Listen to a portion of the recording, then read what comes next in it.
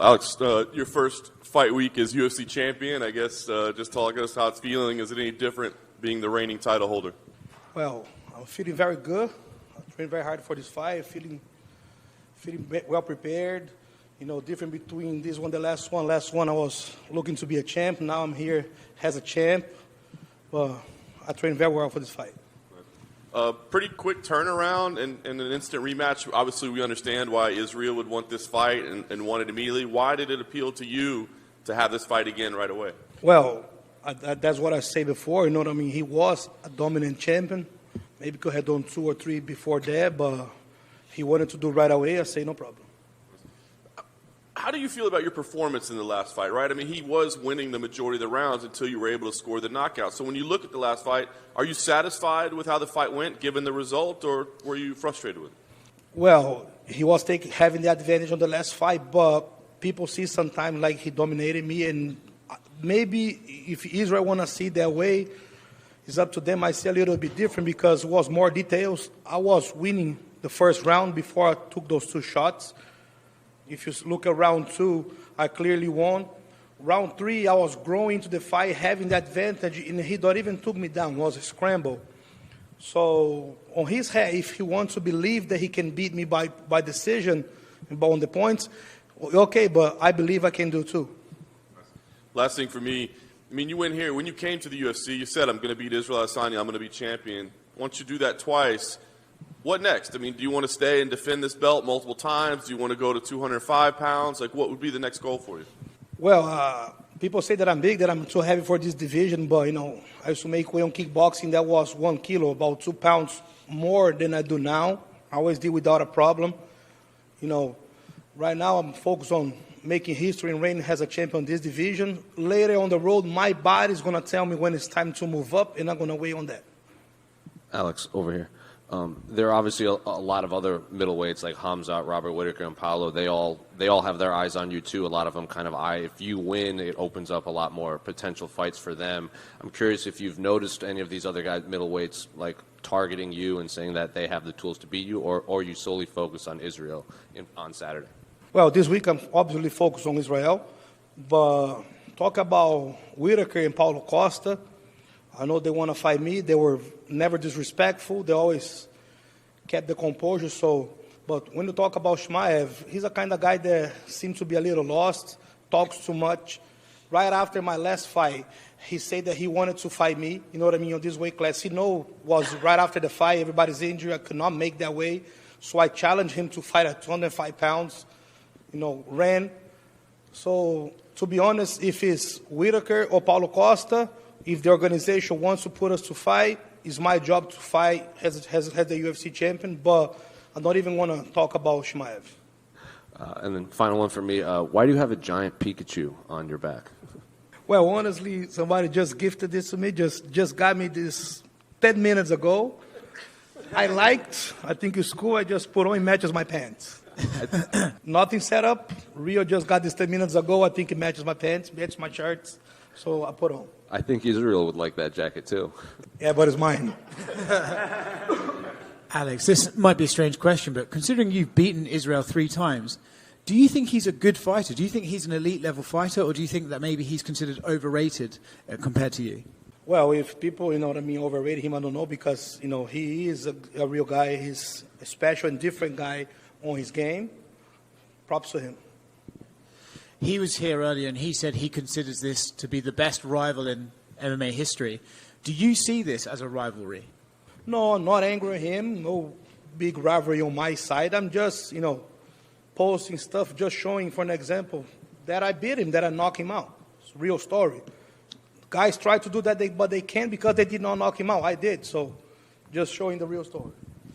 You mentioned about posting things on social media. There's actually a video of you reacting to one of his reaction videos, and he had a stuffed Pikachu, and you seem to not like that very much. I'm curious what was wrong with his Pikachu. Well, there's a way for me to get on his mind, you know what I mean, to mess with him, because I know he likes that. He likes Pikachu, so took a little personal. But for me, it doesn't matter. You see, I just went and I put my hand up on that video, and then he took all personal. See, today I'm wearing a Pikachu jacket. So there's no issue with Pikachu. We can be. No. Absolutely not. Alex, over here. A lot of people have suggested that you have his number. It's a term in English used that saying that no matter what happens, you're always going to beat him. You are 3-0 in two different sports. Do you feel like that's the case? Do you feel like you have his number? No matter what happens, you're going to always defeat Israel Adesanya when you two get matched up? Well, I don't know about the expression, but I do know how to beat him. I do know how he fights. I do know how he works. So I do know how to beat him. Yeah. You got to be careful with that expression in Brazil because soon it's going to be on the news. Alex Pereira trade numbers or Adesanya is calling him now. And I want to ask you, if you beat him on Saturday, do you feel like that's the last you hear of him? Do you feel like now Adesanya becomes history? I believe that me beating him this Saturday, I will never face him again. Yeah. And some people online have pointed out and have suggested at the idea that his energy in the first fight was a little off, that maybe he was nervous compared to previous title defenses, previous opponents. Wondering, from your position, during fight week, when you crossed paths with him, press conference, face-offs, all that, did you ever pick up anything on him as far as energy is concerned throughout that told you that you were going to beat him the last time you guys fought? Well, fights like that, many people are going to say that the guy is very good, but he was not on a good day when he fought Alex. No. Alex said he made him fight like that. He made him the energy. On that specific same day, if he had fought anybody else, he was going to be on his best day. But Alex made him not be. And lastly, you're not fighting in Brazil, but South Florida, Miami, tons of Brazilians here. Do you feel at home here, and do you feel like you'll sort of be a hometown fighter, even though this is obviously not where you live? No, absolutely. All the Brazilians here, and plus not only that, the weather too. It's the best place for me to have made my first title defense. It feels like Brazil for me. Thank you. Alex, over here. What do you think it is that allows you to be Izzy's kryptonite? You beat him every time. Oh, training hard, training a lot, learning new things, being persistent, insisting. That's my secret. Despite beating Izzy now 3 times in 2 different sports, you're still the betting underdog. What do you think about that, and do you think it's disrespectful? No, absolutely not. This actually motivates me. I like that, you know what I mean? If people think the other way around, this just motivates me to go there and prove them wrong. Alex, recently it was discovered that an interview with Adesanya with Sporting News Australia motivated you to take an interest in UFC and himself. Already 2-0 against him, why did you make the jump?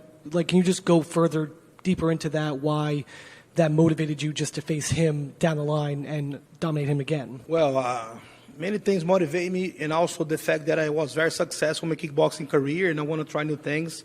I knew I had a good potential for MMA, so I just worked very hard and knew I could get here. Alex, over here. UFC and WWE announced a merger, and I just wondered if you had any thoughts on that, or even maybe someday trying WWE.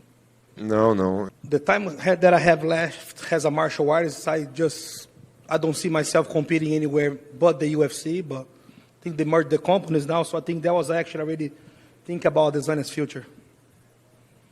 Alex, back here. Beyond Saturday night, in case you successfully defend your title against Adesanya, what would your next goal be? I mean, would you consider maybe staying in the 185 division, defend your belt against other middleweight fighters, maybe move up a weight class, try to become double champ, or you're just open to any possibility? Well, I like to fight, so as long as I feel good, it doesn't matter who or where. But, I'm an employee of the UFC, so whatever the company wants to do, I'm ready for it. Sorry. Hey, Alex. So teaming up with legends like Chuck Liddell and Glover Teixeira, your coach, is a really special opportunity. I'm just curious, what kind of extra motivation have you pulled from training with these two, and will it make the difference on Saturday night? No, it motivates me a lot. I keep saying to everybody, I'm a very fast learner. So having Chuck on the camp with us, I was able to learn many new things, and I would like to implement them on Saturday. Well, the question was, why does he think that Israel wanted to fight him so fast? And Alex basically said it was kind of taking the weight off his shoulder, just like Alex mentioned. When Alex would do something wrong growing up, he'll go home and just couldn't wait for his dad to come home, so he take, that whooping very fast and get it out of the way. So somehow he thinks that Israel just wants to get it done with this, or winning, lose, or draw. He just can move on his life without having Alex on his shoulder. Well, the question was, one of Israel's coaches made a comment saying that he told Izzy to not take the fight right away, that he thought was a good idea, that he should wait a little longer. So he asked if Alex was on one of Izzy's coach's shoes, what advice would he give to Izzy? And Alex he will tell him to do 2-3 fights, because it comes down to one thing. Israel is the final word, seems to be on that camp. On our camp is a little different. He will talk to Glover. Glover, has a team. Everybody will make a decision, because a real fighter, he'll fight anybody. If you just tell to any fighter, say, you want to fight such and such guy, he's going to say yes right away. But it's the job from the team to say no, to say, look, take some time, fight once, twice, 3 times, then you try it again, get a little more experience. But he will say that he's got to put his ego aside a little bit and humble himself up a little more, but it doesn't seem to be the case. It seemed that he was the final word there. So is it? Well, he asked the previous 2 camps, he had Glover still fighting. So what is the difference now that he have Glover has a full-time coach helping on the camp? And Alex say in a good way, he don't see no difference. Glover is every day on the mats with him, every day training. Sometimes Alex still look at him and think, when is he going to fight again?